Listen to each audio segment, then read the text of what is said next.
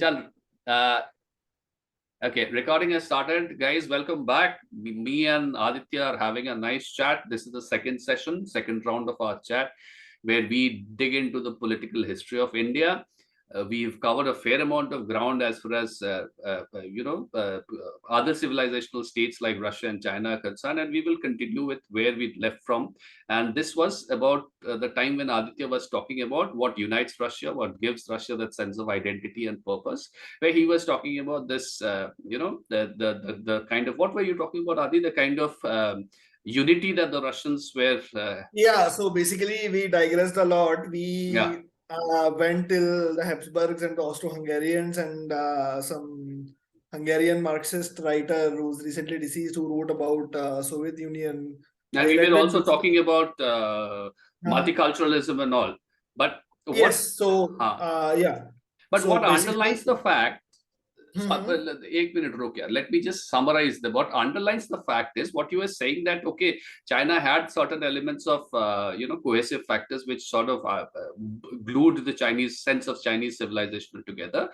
Russia similarly, I said Russian identity. You said yes, Russian identity plus this facing of adversity, and they sort of build a kind of a character into each and every Russian, where each and every adversity comes that they face. There's this feeling that we've got to unite against. On top of that, on top of that, one thing, it's a very interesting point that you just basically, I just remembered right now.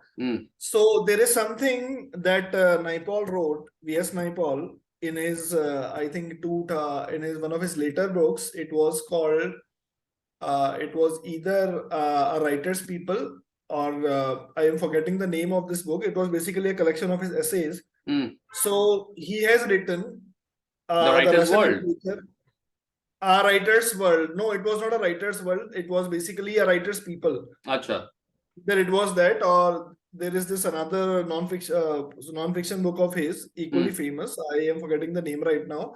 So there are essays. He has written essays on Gandhis, on Nehru's, on literary themes like Gustave Flaubert, on basically there were other essays on basically what happened in India, his upbringing, his growing up days in Trinidad. So what he wrote was when he wrote about modern India, that Russia and France, it was given a sort of identity, a sort of reflection, a sort of introspection, and a sort of people determined what they were through their literature, through Russian literature or through, say, French literature, French poetry. He said that in modern India, that idea of a national literature, that can bind people together, that can bring people together, or that can give people a sense of cohesive identity, that was missing. And the last time there was something of an intellectual, what we can say, a movement or a reformation in India, he said, was in Bengal during the days of what is called Bengal Renaissance. And strangely, another Indian guy, another Bhadralok, Neeraj C. Chaudhary, he also very fondly memorized, he very fondly remembered that period of Bengal Renaissance. So after that, basically, he wrote that in these countries, in France, in Russia, in Germany, the intellectuals, they were the vanguard. The literati was the vanguard of giving the country a unified identity, of basically preparing the canvas, of preparing something that people can relate with. But that seemed to be missing in India. Okay, so literature is one of the core point which you're saying. Yes. That sort of put in a sense of cohesion as far as the identity is concerned. Exactly. Especially in the case of Russia, and it started off well in the case of India for some reason that when it couldn't take off, right? Okay. So now let's coming back to the questions which we initially started. We were discussing about the idea of India as civilization, as a nation state, and then we went all over the world, and now again we come back. So what preceded the idea? what preceded the idea of India as an ape? Was it the British colonialism? If it was the British colonialism, why the British colonialism, and why not the Turco-Uzbek rule? People call it Mughal rule. I call it the Turco-Uzbek rule. So why not the? Actually, यार वो गलत कुछ नहीं है. टर्को Uzbek ही तो था. एक हाँ, तरह Uzbek, Chagatai Turks from Fargana yeah, Valley that lies between modern day Kyrgyzstan and Uzbekistan. yeah. So it was a Turco Chagatai clan that settled there. And एक तरह से चेंगिस खान, एक तरह से अमीर तैमूर, तो वो तो he was Yes, the yes, yes. गुरकानिया clan. He was the क्या बोलते हैं उसको, दामाद of this thing ना, चेंगिस. Yes, so हाँ, it was basically on mother's side, I believe it was Chengiz. Tamerlane, and on father's side it was Changiz. Yeah, Or maybe it was the opposite. ulta actually. Ulta tha. Achha, I achha. think the mother was from Genghis Khan's family and the बाप Mother was was from Timurid, uh, House of Timur. yeah. Timurid, right. So उसी से गुरकन. So basically Turko-Uzbek dynasty. तो ये what preceded the idea of India? 1947. Why 1947 happened? Why not 1857? Yeah, why not 1757? Or If we have to, for this, I think we need to get into a lot of speculations and counter histories. But I can say one reason being that 1857 was, it is often called the first trigger, or basically, as it was called, first war of independence by someone who is today an anathema to our, basically to the liberal and to basically the all main social commentators. It was the historian phase of Savarkar. V.D. Savarkar coined this phrase, first war of independence, and it gained popularity. When I was a student in history books, it was mentioned. So whether or not it was a first war of independence, or it was basically the last stirring of the regional, what we can say, chieftains and rulers to preserve what was left of their fiefs, their fiefdoms, is basically is contested, and it needs to be thoroughly re-examined, because what happened back then was for to be the first war of independence requires a sense. Like 1857, I think it was a defining movement. It was a landmark in the history of India and in the history of Britain also, vis-a-vis its relations with its crown colony. A lot of things changed. East India Company was abolished, and India was to be ruled directly from London. UK instead of being ruled by the board of a company which was not accountable to anyone but to its shareholders, but which plundered and ruled under the British government's directive, right? Yeah. So blessings in that sense, and directive and everything. In that sense, I would say in India, the divisions and the fragmentations and basically the sense of differences were multifaceted on many levels. So there was no basically common ground, and the elite, like what happens in any society that is being ruled by outsiders or that has been colonized, the first and foremost role is of these comprador classes, the elite classes, who become basically sort of agents, or who become sort of representative governors of the imperial powers. So be it, and this is how basically British Empire functioned. So they had a lot of regional allies, and the regional allies, basically they were accustomed to play the second fiddle. They played the second fiddle earlier to the Turquoise Bakes, and even earlier. So it was not something that was basically much different for them. And so they didn't see any advantage, and they, instead of, like, other than the foreign power, they had their own petty rivalries and jealousies, and everyone was out to basically subvert the other. Everyone was more interested in outdoing the other, so there was no identity or no unity of the sort. And the various regional chauvinisms and the regional groupings and the regional clans and kingdoms, they were interested in preserving their own fiefdoms. So there, coming to colonialism, there is something very interesting which I first came across when I read the views of Karl Marx on India. And you will be surprised to know that the views of Marx on India and the views of this guy John Stuart Mill on India, and the views of what we can say today, what would be labeled today Tory historians or the right-wing British historians, they had a lot of convergence. So Marx wrote something of the sort like the choice before India is not that it will be colonized, but it will be colonized by whom? Like whether it will be colonized again by Turco-Uzbeks, or it will be colonized by Persians or Turks, or by the British. So he sort of basically saw British colonialism in India as a historical necessity, in the sense that it will impel it. It will act as a transformative India. It will put India into a modernist stage. Number one. Number two, it will lead to somehow forge a united identity. It will act as a catalyst for that, and it will transform the industrial relations of a country that is quote unquote basically trapped into what they call the Asiatic despotism, and it will go towards Europe. So that was something, and why I basically highlighted this point is that be it the Marxist leftist viewpoint or be it the liberal John Stuart Mill viewpoint, both saw colonialism from a very narrow utilitarian prism, and they both had basically a point of view that there are two kinds of societies. One is our evolved society, and this is a society that needs to be adapted, that needs to be changed. So what is in French called the mission civilistique, or the civilizational mission. So both were animated by it to a certain extent. Even if you say in terms of what they say, be it the relations of productions, or be it the various basically the rights that people were deprived of from here. So this is what they believed, and this is what they thought.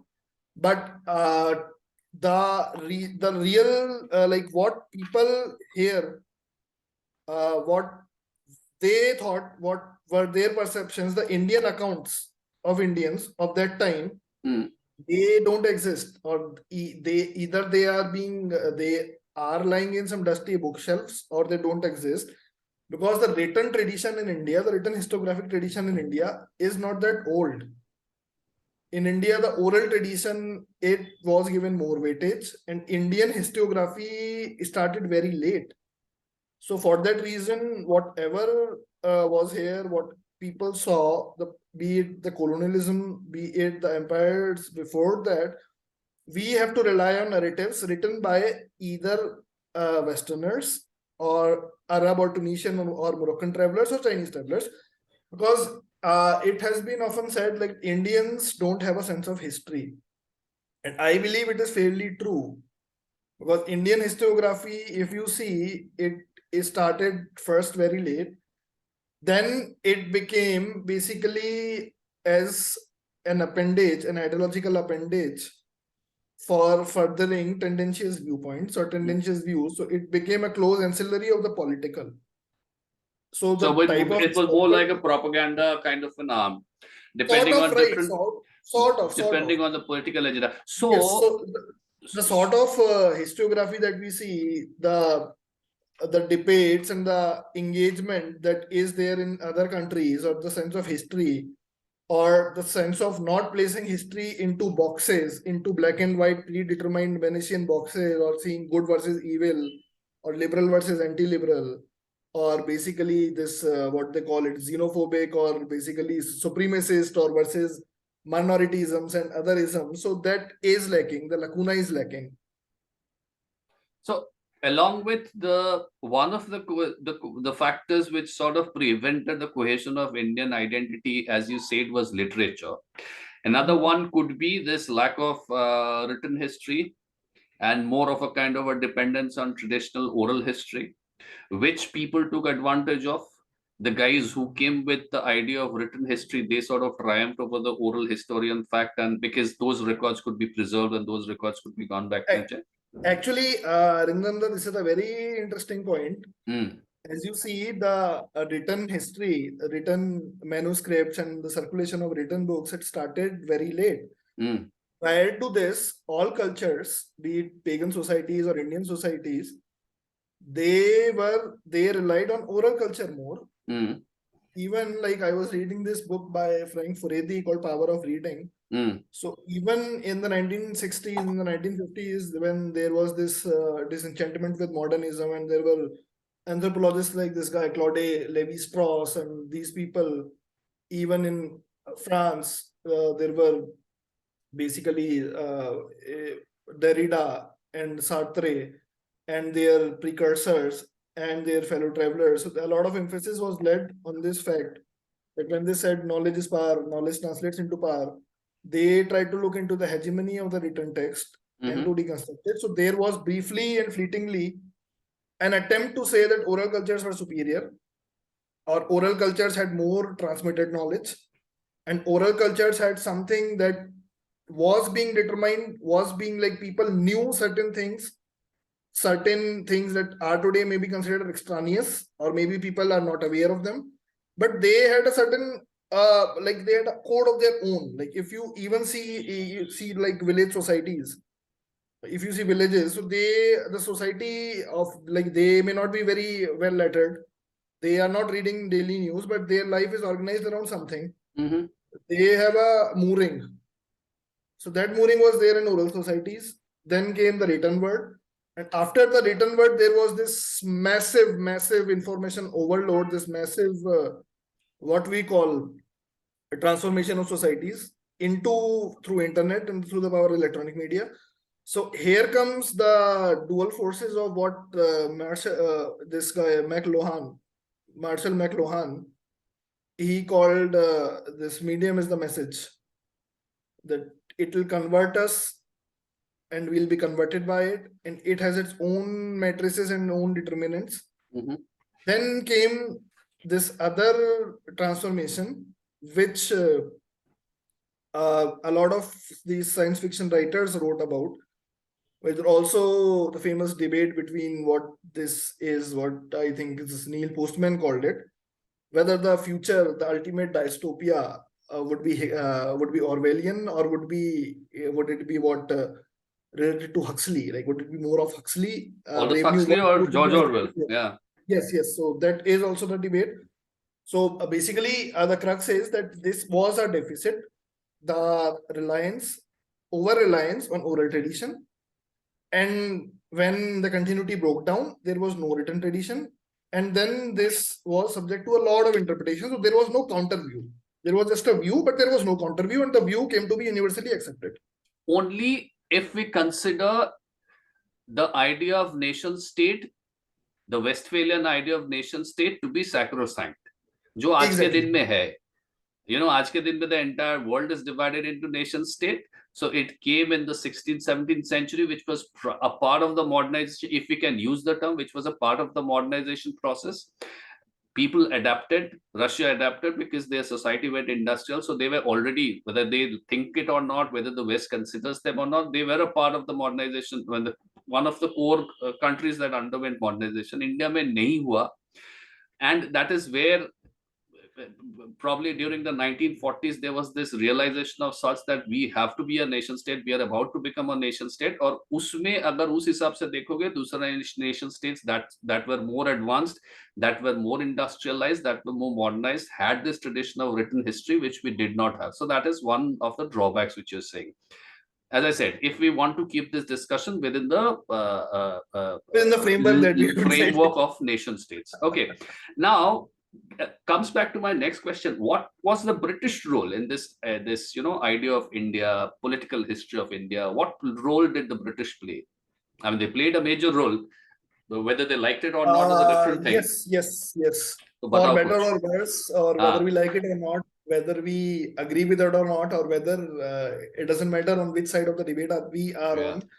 So British played a seminal role, a foundational role in multiple ways. First is, as we can see, the institutions that we have inherited. Now I'm stating it just very factually, without letting any bias. Any bias. I'm trying to be as non-partisan as I can be. So if you can see the institutions, be it the trappings of Westminster parliamentary democracy, be it the railway network, be it what they call the civil works department, be it the social mores, be it what The administrative the services, administrative services, civil but services. the entire bureaucracy basically. Yes, basically the structure, the what they call the basically the nuts and bolts of bureaucracy, the administration, the political system, the governance system, and basically the foundations, however creaking and rusty, of this apparatus of education, connectivity. It all started with the British. Now what happens is Anglophile writers, a lot of Anglophile writers who basically were nostalgic for the British days, foremost among them being Neeraj Chaudhary. Then there was this guy, you must be knowing more about him than me, this Bengali poet, Michael Madhusudan Dutt. Oh yeah. Who wanted to be, basically he converted to Christianity, he Yeah. changed his first name to Michael. So among the, basically what happened was, among the leading classes, there was this sense of despair. A yearning. Sorry? A yearning. The Yes. elite Anglophiles of India had this kind of a yearning.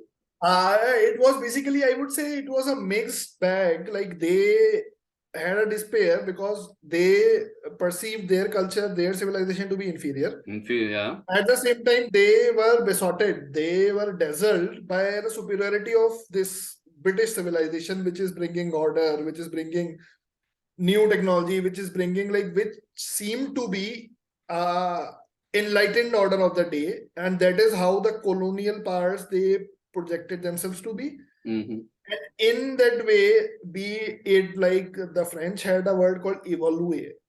It was basically, it's related to evolution. So a certain class of the ruled or the colonized, they would be shown that you are evolved. You can get a seat at our table. You have to adapt our social modes, and you have to dissociate yourself from your other confreres or compatriots. So in this sense, they wanted acceptance. It was a desire for acceptance. It was a desire to be accepted. But the British, the famous, what is that called, introduction, the preface to Autobiography of an Unknown Indian by Neeraj Chaudhary. It says, in the memory of British Empire in India, which, what they say, conferred upon us subjecthood, but withheld citizenship. So he did a play on what is called Pax Civicus Britannicus Sum. That was an adaptation on Civicus Romanus Sum. So it was basically, it caused a huge controversy in India. He lost his job at All India Radio as an announcer. But basically what he was saying, what he wanted to basically highlight was that there was this, the Anglophiles, the Indian Anglophiles, they were stuck in the middle. They were not British, they were not accepted there. Culturally, they had embraced their habits, so they were inside. They belonged here, but yet they had a crisis. They had an identitarian crisis of belonging and of acceptance. So this was what they hoped, that Britain or the British civilization will consider as these people, as a part of their big imperium, and it will be a big inclusive imperium. Which did not happen. This did not happen. But incidentally, this is the class of people that brought in the sort of renaissance in Bengal, in West Bengal, so to speak. The Madhusudan Datts and the Ram Mohan Roys and the Rabindranath Tagores and all, and they were all elite Anglophiles. They had a lot of love for the British culture. Did they? I believe what happened was, ever since the introduction of what they say, what is called Macaulite education, or Thomas Babington Macaulay, and started the system of Western English education in India. So it was again a double-edged sword for the colonized, because what happened was, not all Anglophiles turned up to be their servile mandarins. A lot of people, like Bose, Netaji Bose is the biggest example. He went to London, he cleared the ICS, and then he led daring, audacious rebellion against the British. In the same way as a lot of people, they were guided, and these new ideas, these new streams, these new currents from the West, they rose people from their slumber. They awoke people. It regenerated in them a new feeling, a new consciousness. It gave them a new way of looking at the world. So you had essentially two sets of people, one who remains smitten by the British Empire and the colonialism and the English elitism and the superiority and all, and another set of people who embrace that and then turn the system against them, like Netaji Subhash Bose. Probably they were the smarter ones. Yes. And the third one who basically took them and then melded it and adapted it into the Indian and the indigenous system. conditions. Give us a few examples. Walk on it. In that category, I would put, as you can see, first and foremost would be Mahatma Gandhi. Acha. In the sense, like, I found it hard to believe, but if you see, like, it's Naipaul wrote it in his book. He called Gandhi the most un-Indian of all Indian leaders. And he said Gandhi was shaped. Gandhi, from the path from being Mohandas and the journey from Mohandas to being Mahatma Gandhi, it was inspired. It was in the crucible of British Empire that he was forged. And he has listed his influences, his literary influences that start with Leo Tolstoy. And it then goes to what this guy's name was, Ruskin, John Ruskin, the British poet. And then this guy who wrote this poem, American guy who wrote this poem called Walden, Henry Thoreau. So when he first arrived in London, Gandhi first arrived in London, in the words of Naipaul. So the place was half familiar to him. So it was basically, if you see Gandhi, the way he asked, like, he led the demand. So he led the demand because by reading the Western literature, by being in Britain, he got the idea of equal Commonwealth, of equal citizenship under the Commonwealth. So it was like, even though his outward appearance was of a, in the words of Churchill, half-naked seditious fakir, someone emaciated elderly guy in a dhoti, but the ideas, even if they were just a smattering, and even if they were half borrowed, they were Western ideas. They were from the West. They were from, you can say, Britain. They were from a lot of sources. They were not fundamentally Indian ideas. Like, Naipaul has given an example. So at the Kanpur session of Congress in 1925, but let me interrupt you there. We were talking about two sets of people. Abhi fir se aa gaya yaar. We were talking, and this would be the last discussion. Okay, and let's you've seen the timer, so let us keep it within the next 5-7 minutes. Okay, the thing is that we have a set of people who considered English culture to be Anglo culture to be superior, and they sort of cascaded a kind of a renaissance in India. People like Tagore and people like Roy. We have a set of people who took whatever they had to take from the culture and they sort of turned the system against it, which is people like Netaji Subhash Bose. You said the third kind of people is a M.K. Gandhi who Indianized. Did he actually? I would say who sought to, but he couldn't, because he had to change himself to something of an Indian mistake or an Indian, what they say. So in the success of Gandhism lied its own failure. Like, it isn't something like he was successful in. I would say he sought to do it. He was successful to me. In fact, again, strictly politically speaking, and we can take this up as our next topic of discussion in our next session when we probably would talk a little bit about Indian partition and all. Politically speaking, this guy was a lot of, M.K. Gandhi was a lot of, क्या बोलते हैं उसको? A lot of optics. Theatrics. Lot of theatrics, lot of optics. Nothing changed in the ground. You know, nobody is, the British Empire, they didn't give a shit. Okay, when INC, we would be talking about Narendra Sarila and we would be talking about partition. Okay, when he tried to steer INC in a particular direction, the British guys said, okay, to hell with you, we have a Muslim League. The only guys that he seemed to have impressed are lakhs and lakhs of Indians at that point in time, and that too did not have any effect after India became independent. Because Yes, yes, yes. because Because it was a temporary phase. yeah, It because was it was a mobilization, a limited mobilization. People tried to emulate it, people tried to replicate it, but it was destined to be doomed. It was destined to be a failure. failure, exactly the point. Because Yes. see, a leader is all about his legacy.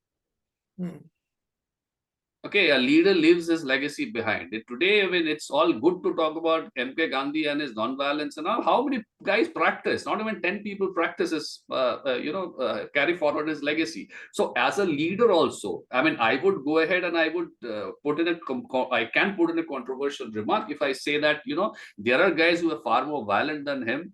मैं किसी का नाम नहीं ले रहा हूँ, मर गया बहुत साल हो गया, अभी भी उसके नाम पे आदमी जा रहे हैं and they are rallying and they are killing people in his name. Okay, a good example is Hitler. Okay, just the rise of देखो तुम the rise of neo-Nazism in the Europe. Okay, this guy is despicable. This guy is hated. Everybody hates it. But the thing is that there's some amount of his leadership legacy which is still there behind. But Gandhi is a so-called such a brilliant leader, and the greatest phenomena the world has ever seen in non-violence and all. Aaj ke din mein nobody gives a shit about non-violence. So that is also. I think one of the major, if you see non-violence as one of the big Gandhian takeaways, so I agree with you that non-violence was a myth. It was a chimera. It was a mythical. I think the genius of this limited genius, or you can call it opportunistic brilliance or genius or whatever was, it was opportunistic is the right word. Carry on. It was basically, it was mass mobilization. It was bringing the masses to these rallies, and it was organizing these masses. And it was imbibing in those masses the what is called the sense of Swadeshi, this village community, this handloom charkha. It was all symbolism. It was all political tokenism. Like no one, no one in the right sense of mind would know that you can't compete with the textile industries of Lancashire or basically Manchester or anywhere with this charkha. You can't even wove this shirt with the help of a charkha, but it was a symbolism. His walking stick, his wearing a dhoti, it was symbolism, like Sarojini Naidu said. Those were like very, you can say, very revealing words, and it had a play of irony also. It cost the nation a fortune to keep the Mahatma in poverty. To dress him the way yeah, you used to dress. Okay, so practically speaking, it did not have any impact on the British guys, or probably it had an impact, which we will discuss in the next session. I believe it had a certain but a limited impact. We can examine Gandhism separately, I believe. नहीं, अच्छा impact था. अगर नहीं अच्छा impact रहता तो ये अपना मुस्लिम लीग पावर में नहीं आता. And we will talk about it in the next episode on the next Adda. But yeah, going back to what you're saying is right, that it probably did not have a kind of an impact on the British guys, the administrative guys, the guys who actually controlled things, but it did have an impact on the people who were politically ignorant. The Indians? I would say not politically ignorant. I would say in India there was a system. I wouldn't say naive. I would say people who were unaffected or who thought themselves to be unaffected. Unaware could be a word, because in India, people, the lay people or the laymen or the common people, they were used to being ruled by the rulers, and this idea that they can challenge or they could mobilize, they could conduct strikes or they could demand something. This was an alien concept in India. Okay. So people were accustomed to the whims and fancies and the perverse tyrannies or whatever the exacting demands that the rulers put to them. So the idea that they had to oppose, they had to strike, they had to organize, they had to mobilize, they had to assemble in the streets, and they had to raise placards. It was not an Indian idea, if I had to say this. So this was basically an impact. Okay, we'll stop it there. We'll keep it there. Okay, and what I'm doing is I'm making a couple of notes wherever is necessary, wherever there are a couple of points which I would want to talk about, I am taking down notes. So on this point, what I would do is in the next session, we would start with this point.